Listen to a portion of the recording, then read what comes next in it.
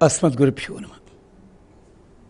మిత్రులారా, మనం రోజువారీ మనం చేసుకునే పనులు ఇలాంటివన్నీ ఉన్నప్పుడు ఒక్కొక్కసారి ఏదో దుడుకు, అయ్యో ఈ పని జరుగుతుందా జరగదా, మన ప్రయాణం సక్రమంగా సాగుతుందా సాగదా, ఇలా అనుకుంటున్నప్పుడు బయలుదేరే ముందు ఈ ఒక్క శ్లోకాన్ని ఉదయం 11 సార్లు చదువుకోండి.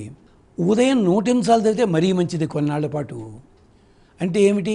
సర్వకార్యసిద్ధి, ప్రశాంతత, కార్యక్రమాల్లో విఘ్న నివారణ, వీటన్నిటి కోసం. వీలైనట్టయితే గరుత్మంతుడి మీద కూర్చుని ఉన్న లక్ష్మీనారాయణుల పటాన్ని ఎదురుకుండా పెట్టుకోవడం, లేదా మనసులో ఊహించుకోవడం. దొరక్కపోతే ఇబ్బంది పడకండి, మనసులో ఊహించుకోవడం చెయ్యండి. ఈ శ్లోకాన్ని కనీసం 11 సార్లు లేదా 108 సార్లు మీ ఓపిక శ్రద్ధగా పారాయణ చేయండి. యస్య హస్తే గదాచక్రం గరుడో యస్య వాహనం శంఖః కరతలే యస్య సమే విష్ణు ప్రసీదతు.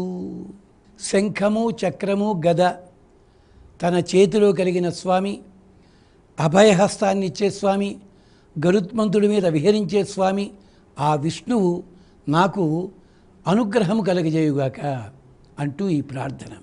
మళ్ళీ ఒక్కసారి, యస్య హస్తే గదాచక్రం గరుడో యస్య వాహనం శంఖః కరతలే యస్య సమే విష్ణు ప్రసీదతు.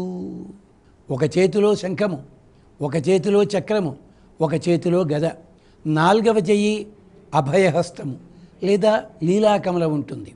గరుత్మంతుడి మీద అధివసించి ఉంటాడు లక్ష్మీనారాయణులు. ఆ శ్రీ మహావిష్ణువు నాకు అనుగ్రహాన్ని కలిగించుగాక.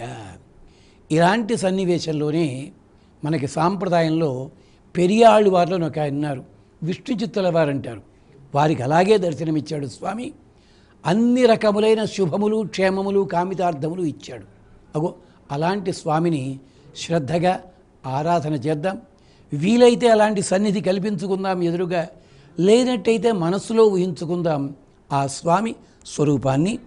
యస్య హస్తే గదాచక్రం గరుడో యస్య వాహనం శంఖః కరతలే యస్య సమే విష్ణు ప్రసీదతు.